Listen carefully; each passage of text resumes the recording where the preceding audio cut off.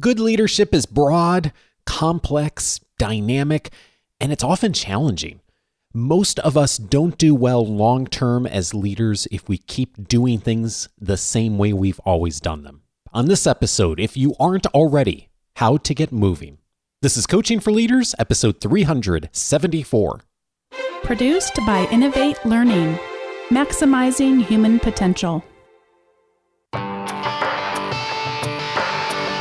Greetings to you from Orange County, California. This is Coaching for Leaders, and I'm your host, Dave Stachowiak. Leaders aren't born, they're made. And this weekly show gives you access to the practical wisdom that will empower you to become a better leader. Those of you who've listened to this show for a while have heard me espouse the value of movement, the importance as leaders, well, not even just as leaders, as human beings, of moving forward, sometimes maybe even moving backwards a bit, but moving as a way to learn, as a way to influence the world, as a way to build courage and bravery in the work that we do. And today's guest is someone that when I started researching him and reading his book, the word movement was the thing that came up for me in just about every aspect of his life and his work. I am thrilled to welcome to the show today Scott Harrison. Scott, in 2004, served as a photojournalist for Mercy ships in Liberia, West Africa, where he learned the life-threatening effects of contaminated water. Upon moving back to his home in New York City in 2006, he founded the organization Charity Water. Today, Charity Water is one of the most visible nonprofit organizations in America, and he is the author of the new book about his journey, Thirst, a story of redemption, compassion, and a mission to bring clean water to the world. Scott, I'm so glad to welcome you to Coaching for Leaders. Dave, thanks for having me. This is fun.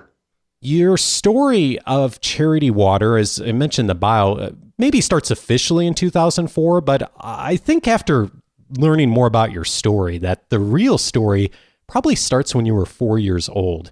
Your family moved into a new home, and one day your mom suddenly collapsed. What happened? Yeah, I was born in Philadelphia, and when I was 4, my dad took a new job over in New Jersey, and he wanted to move the family closer to reduce his commute so he could spend more time with me, and they're hoping to have more kids. And we moved into this drab gray house in the winter that was on a cul-de-sac, and there was a great public school that I could walk to.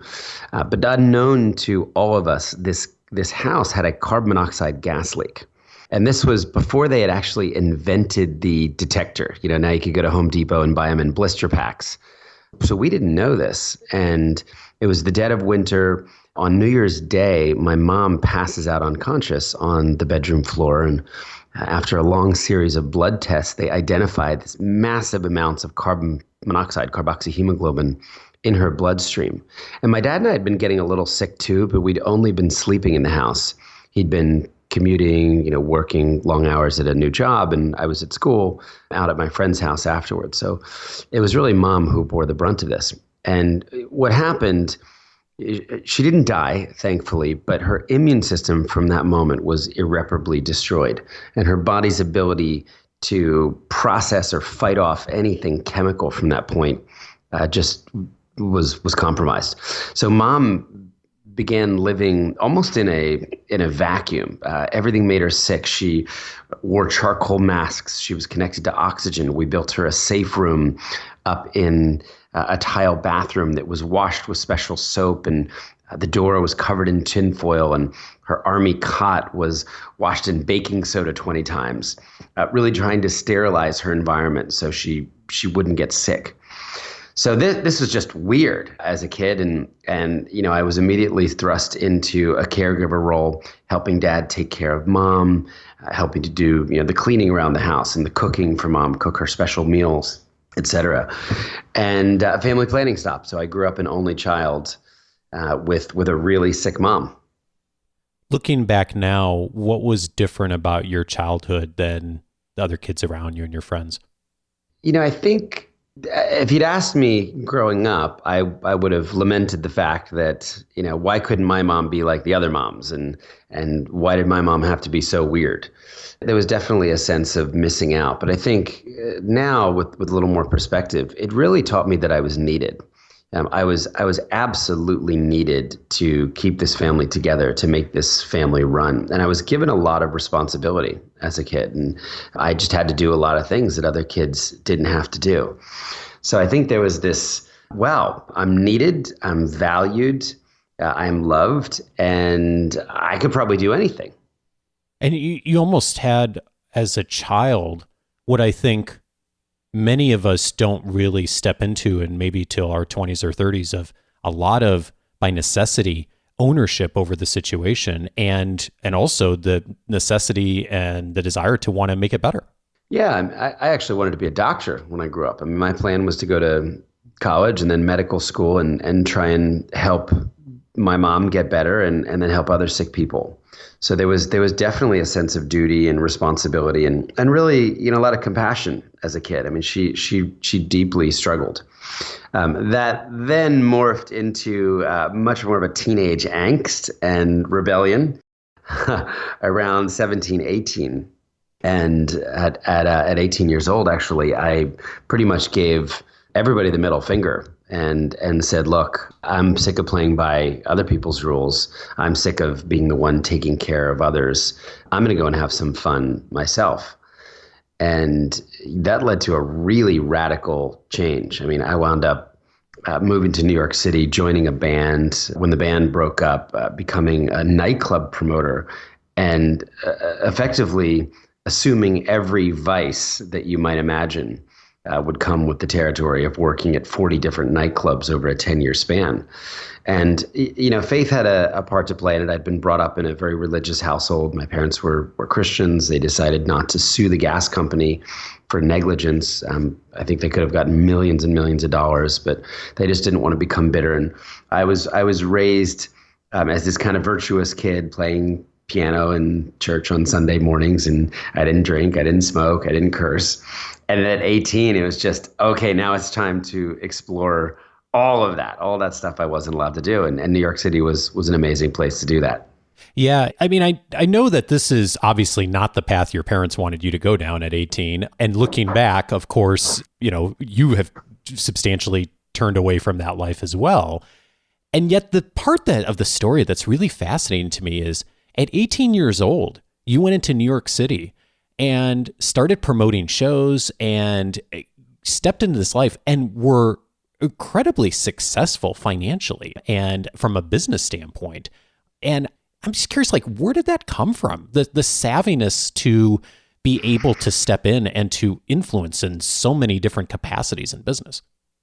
I think I always valued independence as a kid, and my parents would never give me much money. I would always have to work for it. And I remember as a child wanting to have money, wanting to go and buy things, starting these little entrepreneurial businesses. So I would take out a loan to then go buy a leaf blower, and then I would charge people to blow leaves off of their driveways. I would sell Christmas cards door to door around the holidays, knocking on doors, making $16 or $4 or $6.21 through these sales.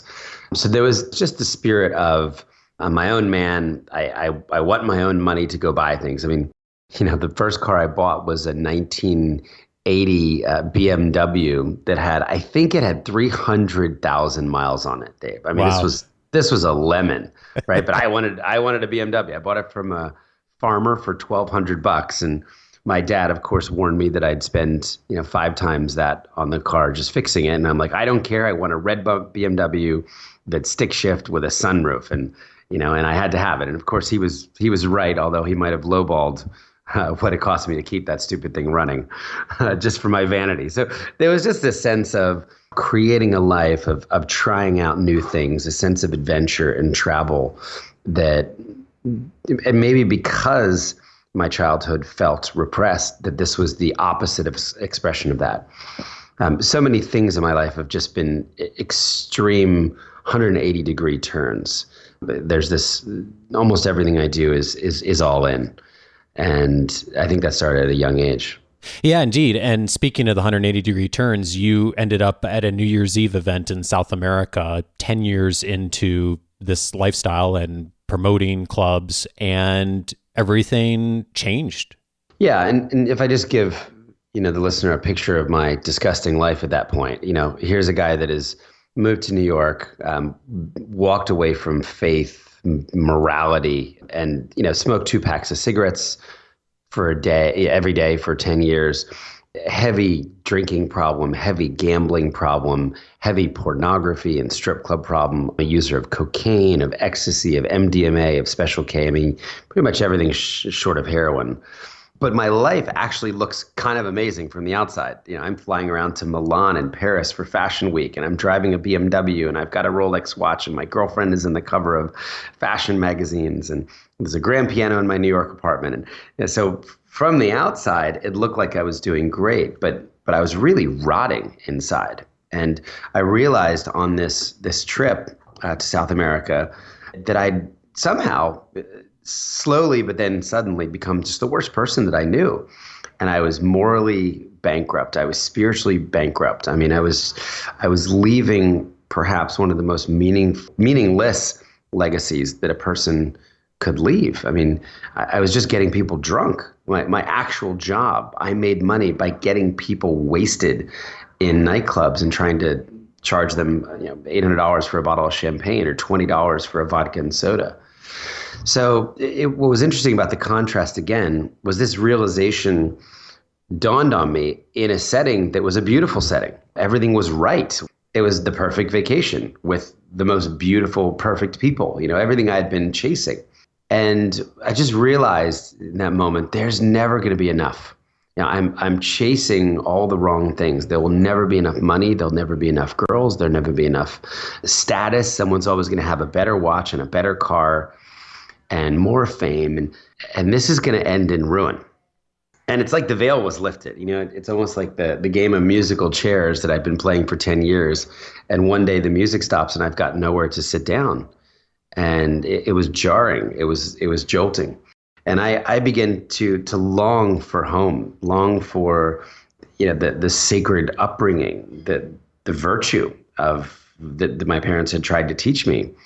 And I began to pray again. I began to re-explore a very lost Christian faith. And I just became interested in the idea of radical transformation. What would true change look like? What would it look like to change my life 180 degrees? Not 20 degrees, not a pivot, not 90 degrees, 180 degrees. What would it look like to walk in the exact opposite direction, to give up all of these vices and do something completely different?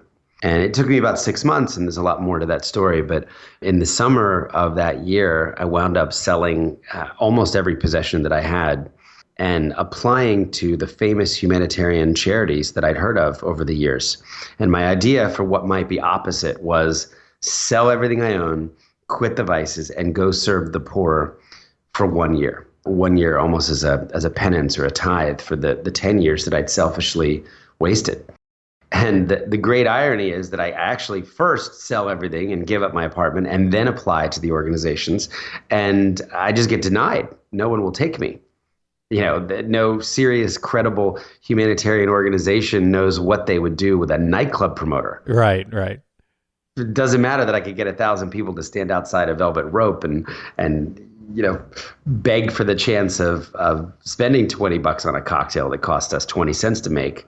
Those skills didn't seem portable, right? They didn't, and still don't, right? I mean, what is a nightclub promoter going to do for World Vision or Save the Children? And yet, it turns out there are a number of skills that are portable. Yeah, and all I needed was one, Dave. All I needed was one yes, and I got one yes. Well, exactly. And I want to get to that because the yes is a really significant part of the story. Before Charity Water started, you found yourself in Africa, and I was wondering if you can tell me the story of Harris. Yeah. Well, gosh, I volunteered with a group called Mercy Ships. They were a group of humanitarian doctors and surgeons who would all give up their vacation time, and they would operate for free on the poorest people in the world without access to medical care. And they sailed this huge ship, 522-foot ship, up and down the coast of Africa, and they would pull into port and thousands of people would be there waiting to see doctors. I mean, Liberia, the country where I lived, there was one doctor for every 50,000 citizens. Here, I think we have a doctor for every 130 Americans. It's even lower than that in parts of Europe. So what I saw, I was just completely unprepared for. I saw extreme facial deformities. I saw leprosy. I saw people blind. I saw people lame, people who had been burned by the rebels during the war as they poured hot oil to fuse body parts together. I just saw horrific things. And there was one patient, a guy named Harris, who was about my age, and he was suffocating to death on his own face with a 6-pound tumor. We're talking about a pink volleyball stuck inside his mouth that had knocked out his teeth and was growing and growing and growing. And it had grown for 10 years. And, he became a really good friend. I was able to watch him go through this extraordinary process where the doctors in an 8-hour surgery removed his tumor and started putting his face back together in titanium plates and jaws and bone grafts. And I got to watch someone on the brink of death fully restored to life through the service of these doctors. And I got to take him home about a month later, and I wound up throwing him a huge homecoming party, a surprise homecoming party in this village about 4 hours up country, and gave him a dinner for 50 of his friends. It was a really profound experience for me. Am I remembering right that when Harris and you first met, that it was you who had approached him and run into him in the city? It wasn't necessarily that he had come seeking for help. Am I remembering that correctly? Yeah, you did. I mean, I would find patients all the time. We would go out into the villages and we'd find someone that hadn't heard of the ship. And we would try to convince them to come back with us. And often in Harris's case, I had to show him before and after photos of other people around his age who had huge tumors that were removed. He didn't look like he trusted me at all. And eventually was able to convince him to come on the ship and have this life-saving operation. When a lot of us get an idea to do something that would really help people or help an organization, I think there's a lot of hesitation of movement. And that is not the case for you, clearly, of all the stories you've just shared. You move. What is it that triggers action for you? In this second part of life or of career, it was definitely meeting a need. The need was everywhere. So after this 2-year time with Mercy Ships, of everything I'd seen, the thing that moved me to the most action was the fact that people were drinking dirty water. And I learned that half the country was drinking from swamps and from dirty, brown, viscous ponds and rivers. And that so much of the disease we were seeing, and in fact, we would turn thousands of potential patients away because we didn't have enough surgery slots or enough doctors. So much of this disease was caused by bad water. So it was almost like there was a responsibility to do something huge. And I just knew I had to do something about it.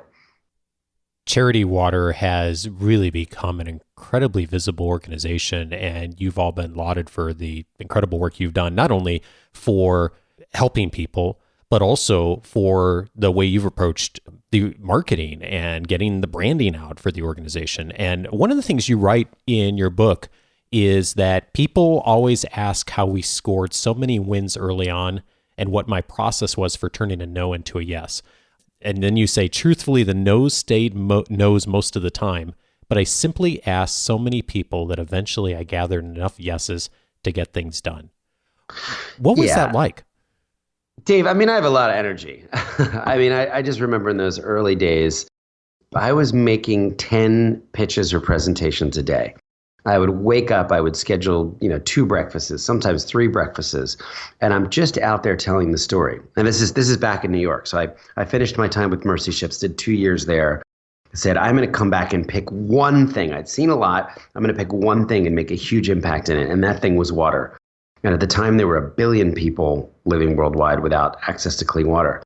So in the early days, what I had was my story. I had the authenticity, this eyewitness authenticity, because I had lived in the poorest country in the world. I had lived in Liberia. I had seen dirty water. I had walked with people. And I came back and I'm sharing my story. So there was just this visual communication, a pitch from me in 30 minutes. If I cornered you at a restaurant or even in the early days, I cornered some DJs up in their DJ booth, you were going to look at 100 photos in 30 minutes. And I was going to describe each and every photo. So it was almost like, hey, don't turn away. No, look at this. Look at this. When I took this photo, when I was standing here, this is what Howa told me. This is what Helen told me. And that was very powerful in the beginning. It made people want to get involved. And I'm telling them, look, we're going to end this. I mean, we're going to build one of the greatest water charities the world has ever seen, one of the greatest charities the world has ever seen, because we're going to do things differently. We're going to speak to people's objections. We're going to completely reimagine and reinvent giving. I was saying all this 12 years ago while living on a closet floor of a buddy's place and, huddling around the couch. But I was putting in the time. Those early days, I was doing 80 hours a week. It was constant motion. It was constant activities. And when you get 10 pitches during one day and one person says yes, you throw out the 9 and you focus on the 1. And then you try and get 1 the next day. And then eventually 1 becomes 2 out of 10 and then 3 out of 10. And, I don't know what our batting average is now, but it's considerably higher. I mean, so much. I've seen the pictures that you were showing people early on and hearing about those stories, and it's so compelling. And I can see where people would move, even if it was just that 1 or 2 people a day. What kept you going at that time? Well, we hadn't run out of money. So there was always, that we were living to fight another day. Yeah, but you were sleeping on the floor of a friend's apartment. I mean, you were all in. What was it that got you up at 5 a.m. whenever you got up to do those 2 breakfasts? At the time, $10,000 builds an entire water project. Every next $10,000 meant one more community with clean water. 300 people whose lives would be forever changed by getting this basic need. So when someone gave $500, I'm like, I just need 20 more of those. When someone gave $1,000, I just need 10 more of those. When someone gave $20,000 to do 2 communities with clean water, I was over the moon. So I was really keeping score in people served in communities with access to clean water. And then I had the opportunity I just kept flying back and forth to actually see the proof and the impact. Because I also needed stories of the happy endings. When I started, all I had was problems. Here's what it looks like not to have good water. Here's dirty water. Here's the suffering. Here the disease and the contamination. And here are the women walking 5 hours a day who are just wasting their time walking to a dirty river. So once we started funding our first projects, I'm flying back and forth taking photos and video personally of them. So I can say, look, this is what your money did. It's working.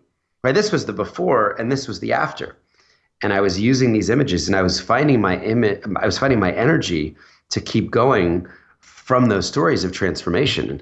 And, even over the years, I mean, now, gosh, we've done 29,000 water projects in 26 countries for, 8.5 million people. But I'll have these moments where I'll say, oh boy, the whole year would have been worth it for one of the 29,000.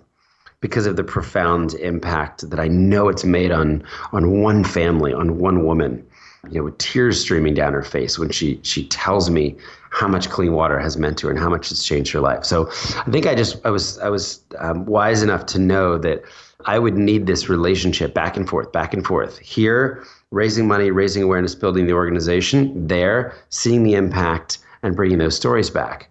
And before I started having kids, I did 98 flights. I was on 98 airplanes in a single year. I've been to 69 countries now. I've been to Ethiopia 30 separate times. I wish this was in business class, but it's in coach. Charity Water has raised $350 million, but we've never used donor money to pay for a single business class ticket for myself or anyone else. So this was just pure passion that was driving us around the world to grow the thing. You find yourself now as, in addition to the founder of this incredible organization and having done all the work you've done, as the leader of a very large team. And you mentioned in the book that early on, it wasn't necessarily easy, but the vision was simple because it was you. It was you out telling the story. As the organization has grown, how do you inspire the movement in others on your team who may not necessarily be that all in on everything personality like you are? We have a couple ways to do that. We have a culture of telling stories here. So I think Charity Water's uniquely good at constantly pumping out stories.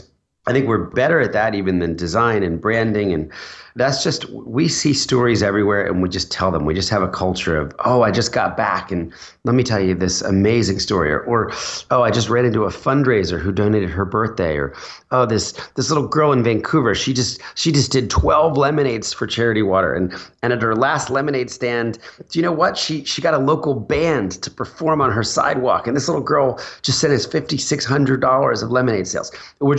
We just tell stories. We've made about 1,000 videos telling stories from around the world and stories of our supporters. So in the office, there's a sense of the mission. We have huge 10-foot light boxes. There are TVs running images of the people that are being served. There are transparent dashboards talking about donation revenue, trends. There are dashboards talking about how much water is actually flowing from our water projects and the sensors that we're getting back from the field. And then another thing we do is we take our team to Africa or India or Asia every year. We take any employee who's been with us for a year on a staff trip. So even if you're answering the phones at Charity Water, even if you're in accounts receivables or accounts payable and your work is not connected directly to people getting clean water, we want to pay for you to go over there and see how by answering the phone or by entering checks in the system, you really are part of something that's so much larger. And we found those trips, they're not cheap, but we found them to be so valuable. And our staff comes back so inspired.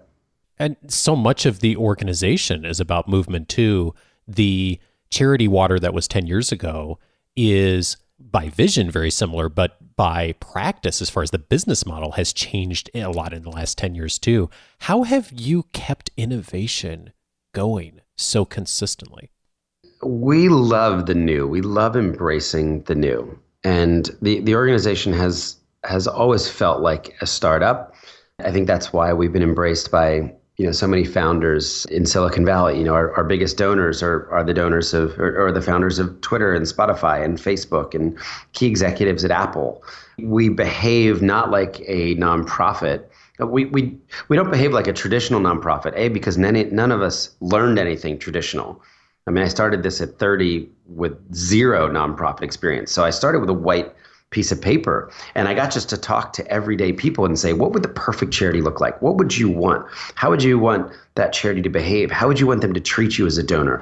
How would you want them to handle your money? What kind of reporting would you want? What kind of transparency would you want? So we got to just build what we thought was the charity that would make us and our friends actually excited about engaging. The movement that we wanted to build that would speak to cynics and skeptics and people who thought charities were crooks or inefficient or that their money just went into a black hole.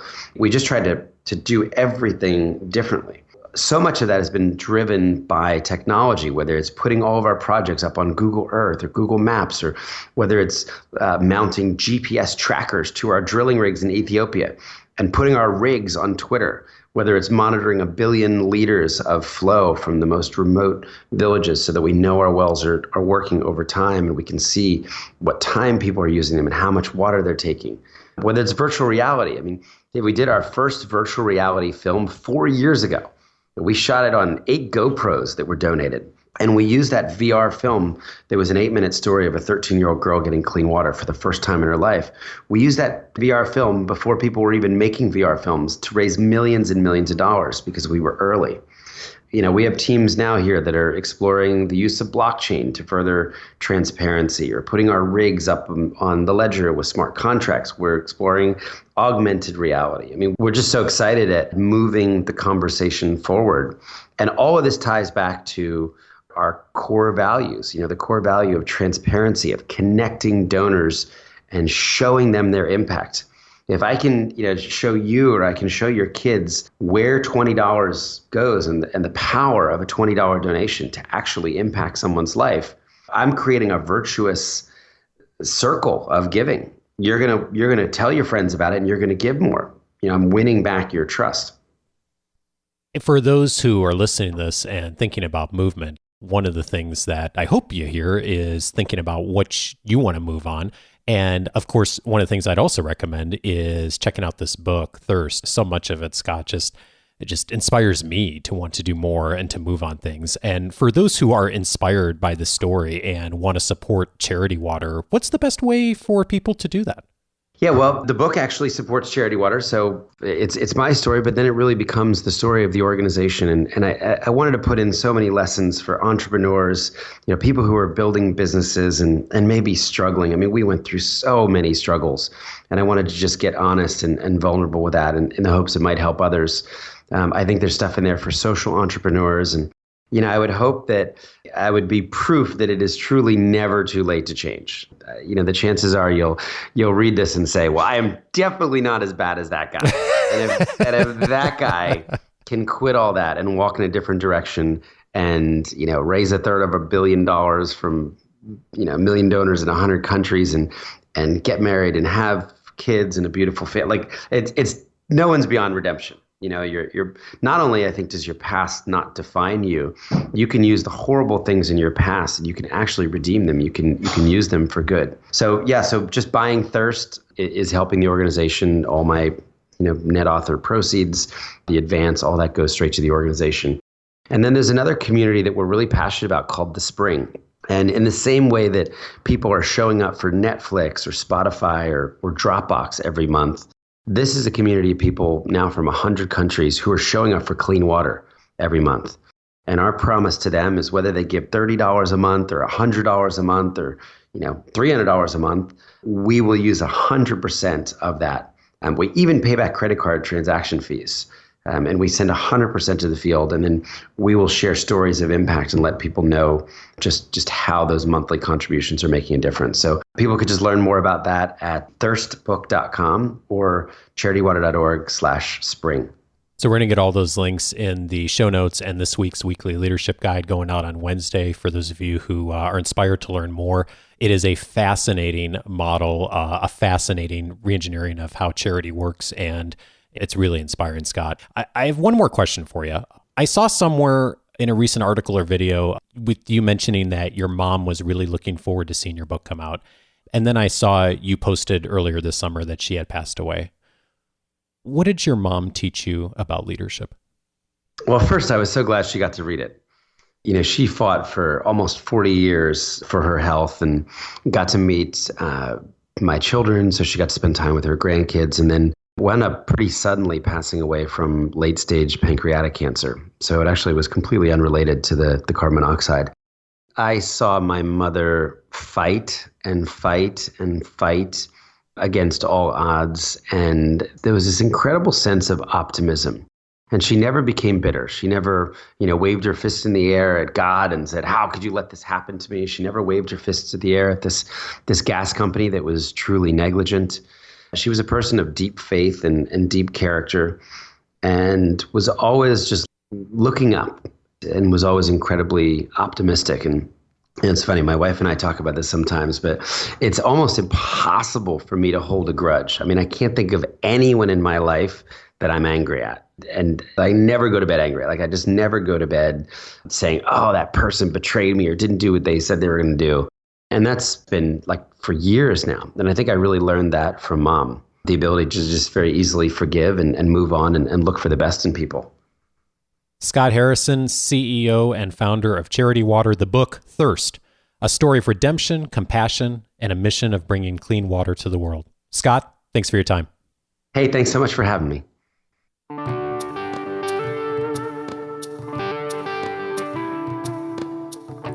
Thank you so much, Scott. A number of related episodes to today's conversation. If you have your free membership established on the Coaching for Leaders website, just go to coachingforleaders.com/podcast. You'll be able to search by topic. And these episodes in particular will be of value to you if today was helpful. Episode 238, How to Be a Non-Conformist with Adam Grant. During that episode, Adam and I talked about his research into how to create something new, particularly those who have done a bit of an entrepreneurial venture or gone and created some new work in the world. Adam's done a ton of research on that out of Wharton, and he really debunks some of the myths that many of us think about or think to be true when starting a new venture. And if you are wanting to get moving, that episode is a good starting point as well on getting started. And the research backs up the importance of getting started too. That's again, episode 238. Also of value to you will be episode 297, 4 steps to get unstuck and embrace change. Susan David was my guest on that episode. She talked a ton about emotions and how emotions play a role in getting us moving or not, or embracing change or not. My favorite line from her on that episode and her research is that emotions are data, not directions. Episode 297 is the one to check out for that. Then finally, episode 337, I've recommended it a number of times, also related to today's conversation, 6 tactics to achieve extraordinary performance. Morton Hansen was my guest on that episode. We talked about his research out at Berkeley and what he's found that leaders and organizations are doing in order to achieve extraordinary performance and how they get moving. If you're looking for a good framework for how to get moving coming out of this conversation, episode 337 is a great starting point for you. You can access all of those past episodes at coachingforleaders.com. If you haven't already set up your free membership on the website, you're going to want to do that because not only can you access those episodes, but you can search by topic for any episode in the library since 2011, a ton of resources there, so you can really zero in on the thing that is most important to you right now in your own leadership development. Just go over to coachingforleaders.com to set up your free membership. When you do, you'll get access to the entire back catalog with all of the episodes searchable by topic. In addition, you'll get access to my free 10-day audio course titled 10 Ways to Empower the People You Lead, plus access to the membercast, my book notes, my own personal library. There's a ton there. If you have your membership set up and you haven't checked those out, by the way, go on in there and check it out. And if you haven't, you can set all of that up just by going over to coachingforleaders.com. It's right on the main page there. Next episode, I am glad to actually welcome Mark Ipovitz to the show. It's going to be later this week for the next Saturday cast. Mark is one of our Academy members. He's going to be sharing a useful mindset for new leaders. So join me this Saturday for the next Saturday cast. And then next Monday, I'm welcoming James Clear to the show to teach us how to become the person you want to be. It's actually a great follow-up to today's conversation with Scott. So check that out next Monday. Thank you so much this week to CQE Leadership Coach in Canada for the kind review you left on Apple Podcasts. Thank you so much. If you have been listening to the show for a bit and would like to leave a rating or review, just go to coachingforleaders.com/Apple. If you're an Overcast user and this episode was helpful, just hit the star button on the app to recommend it to others. Thank you if you do either. I know I said last week we were going to have the Q&A show this week. It's a long story. I didn't plan very well. We will be back the first Monday of next month with the Q&A show. Have a great week, everyone. See you next Monday and the Saturday. Take care.